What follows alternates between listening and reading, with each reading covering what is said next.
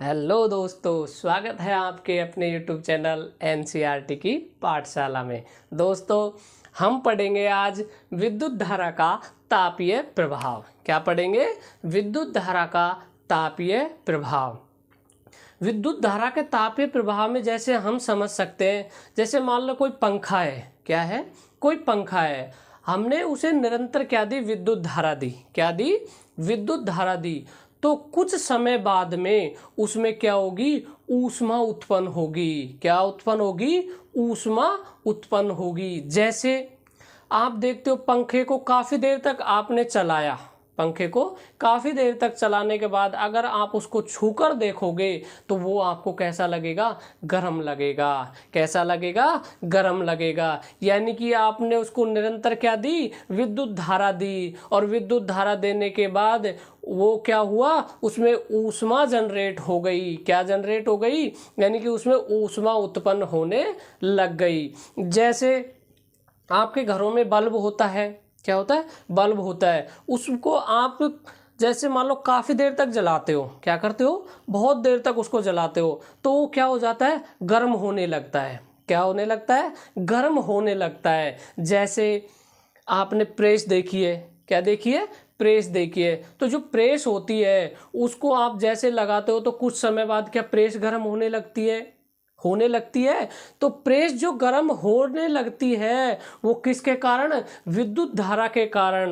यानी कि विद्युत धारा का वो तापीय प्रभाव है जिसके कारण वो प्रेस क्या हो रही है? गर्म हो रही है। जैसे आप हीटर को देखते हो। अगर हीटर को देखते हो तो हीटर में जब आप इलेक्ट्रिसिटी देते हो तो कुछ समय बाद में उसमें क्या जनरेट होने लगती है? विद्युत धारा जनरेट होने लगती है। क्या जनरेट होने लगती है? विद्युत धारा जनरेट होने लगती है। और आप जैसे गीजर वगैरह से पानी गर्म करते हो तो वो भी इसी कारण से गर्म होता है। किसके कारण? विद्युत धारा के तापीय प्रभाव के कारण ही वो हीटर या जो गीजर हैं आपके, ये सारे इसी के कारण क्या होते हैं? गर्म होने लगते हैं।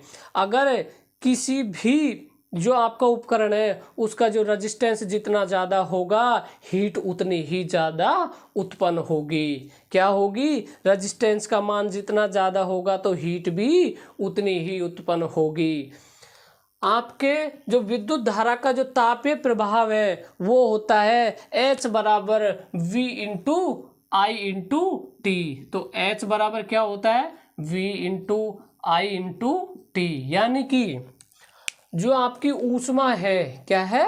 ऊष्मा है, वो उसमें जो विभवांतर यानी कि आपका कोई भी रेजिस्टेंस लगा है उसका जो विभवांतर और उसमें प्रवाहित धारा और कितने समय तक उसमें वो धारा प्रवाहित करा रहे हो। यानी कि आपने अगर उसमें 5 मिनट के लिए ही धारा प्रवाहित कराई तो कम गर्म होगा। लेकिन आप उसी परिपथ में यानी कि उसी प्रतिरोध में आप अगर 1 घंटे 2 घंटे 5 घंटे जैसे जैसे आप टाइम को बढ़ाओगे ऊष्मा का मान भी क्या होगा? बढ़ेगा। ऊष्मा का मान भी बढ़ेगा। तो यानी कि जो ऊष्मा है वो उसमें दिए जाने वाली जो विभवांतर यानी कि विभवांतर धारा और समय के कैसे होती है? गुणनफल के समानुपाती होती है। कैसे होती है? गुणनफल के समानुपाती होती है। तो जो आपकी ऊष्मा बराबर जो हीट बराबर, अगर हम इस V को ओम के नियम से देखें तो V बराबर क्या होता है? IR होता है, हमें पता है। ओम के नियम से V बराबर क्या होता है? IR होता है। तो हमारा एक फॉर्मूला और बन जाएगा। जो V का मान हम क्या लिख देंगे? IR। तो H बराबर क्या लिखेंगे? I into R। I पहले से एक और है और T यानी कि समय हो गया। तो जो एक I तो ये है आपके और एक I ये है तो I का क्या हो गया? स्क्वायर हो गया। R का R लिख देता हूँ, T का T लिख देता हूँ। तो H बराबर I स्क्वायर RT। ये क्या बन गया? एक और फॉर्मूला बन गया। यानी कि आपको अगर वोल्टेज और धारा और समय देकर अगर मान पूछे ऊष्मा का तो आप ये फॉर्मूला लगाओगे। और आपको अगर वोल्टेज नहीं दे रखी हो तो आपको रेजिस्टेंस दिया होगा, तो रेजिस्टेंस दिया होता है उस समय आप इस फॉर्मूले को लगाओगे। दोनों फॉर्मूले अलग अलग हो जाएंगे, यानी कि आपको वोल्टेज दी होगी तो ये वाला लगाओगे और रेजिस्टेंस दिया होगा तो आप ये वाला फॉर्मूला लगाओगे। ये हो गया आपका विद्युत धारा का, वो जो विद्युत धारा का जो तापीय प्रभाव है उसका फॉर्मूला। जैसे देख लेते हैं हम, कोई क्वेश्चन कर लेते हैं, क्या कर लेते हैं, कोई एक क्वेश्चन कर लेते हैं। क्या है, आके किसी 4 ओम प्रतिरोध, किसी 4 ओम का प्रतिरोध, किसी 4 ओम का प्रतिरोध से प्रति सेकंड, किसी 4 ओम का प्रतिरोध से प्रति सेकंड, प्रति सेकंड 100 जूल, कितने जूल, 100 जूल ऊष्मा उत्पन्न हो रही है। क्या हो रही है, ऊष्मा उत्पन्न हो रही है। क्या हो रही है, ऊष्मा उत्पन्न हो रही है। तो प्रतिरोध के सिरों पर विभवांतर ज्ञात कीजिए। तो प्रतिरोध के सिरों पर विभवांतर ज्ञात कीजिए। क्या ज्ञात कीजिए, विभवांतर ज्ञात कीजिए। देखते हैं हमें क्या क्या दिया हुआ है, पहले तो हम ये देखेंगे। तो हमें दिया हुआ है आर का मान, किसका मान दिया हुआ है, आर का मान। आर बराबर कितना दिया हुआ है, 4। इससे हमें पता चल गया कि फॉर्मूला तो कौन सा लगेगा, ये वाला लगेगा। फॉर्मूला कौन सा लगेगा, ये वाला लगेगा।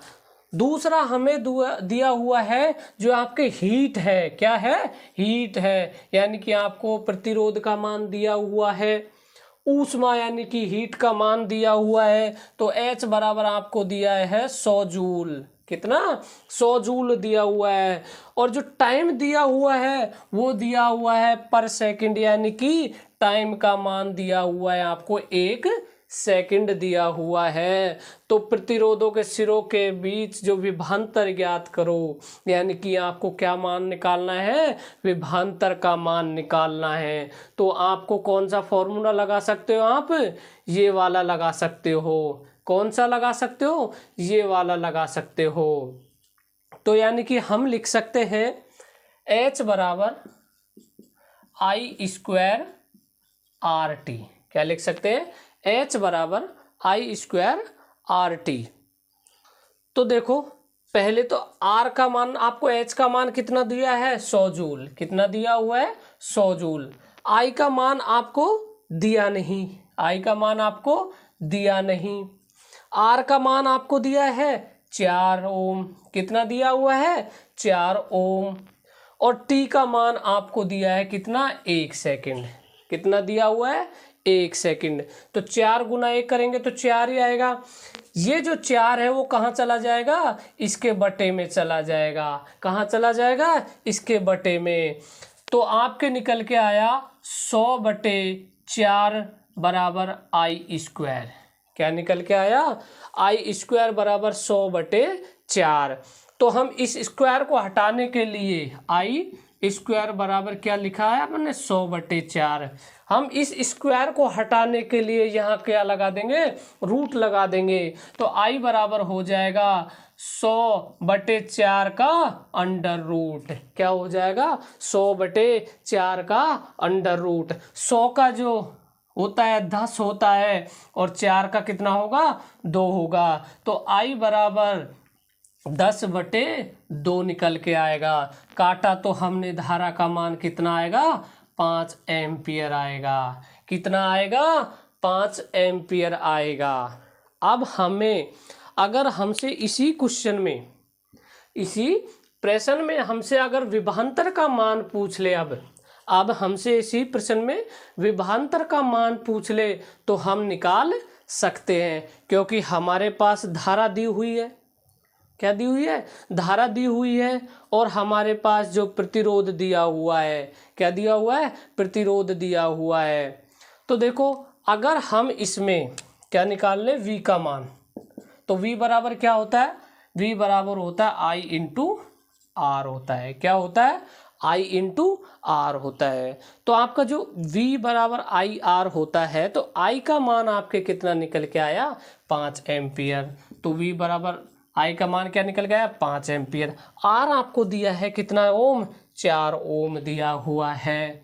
कितना 4 ओम। तो V का मान आपके निकल गया 5 चौके 20। क्या निकल गया 5 चौके 20 वोल्ट।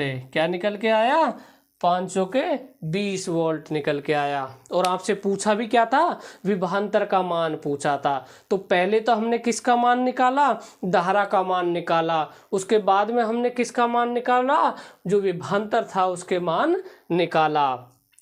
यानी कि क्वेश्चन ने कहा था कि किसी 4 ओम का प्रतिरोध से प्रति सेकंड 100 जूल ऊष्मा उत्पन्न हो रही है तो प्रतिरोध के सिरों पर विभवांतर का मान ज्ञात कीजिए। तो विभवांतर का मान ज्ञात करने के लिए हमें धारा का मान पता होना चाहिए। तो पहले हमने H बराबर आई स्क्वायर आर टी से धारा का मान निकाला। धारा हमारे निकल के आई कितनी, जो धारा का मान निकल के आया 5 एम्पियर। क्या निकल के आया 5 एम्पियर निकल के आया। और जब हमने विभवांतर का मान निकाला तो ओम के नियम से V बराबर होता है आपके I इंटू आर, यानी कि धारा और रजिस्टेंस का गुणनफल क्या कहलाता है विभवांतर कहलाता है। तो V बराबर 5 इंटू 4, यानी कि जो विभवांतर का मान आया वो आपके निकल के आया 20 ओम। क्या निकल के आया 20 ओम निकल के आया। क्या निकल के आया 20 ओम। ये था आपके विद्युत धारा के तापीय प्रभाव का प्रश्न। क्या था विद्युत धारा के तापीय प्रभाव का प्रश्न था।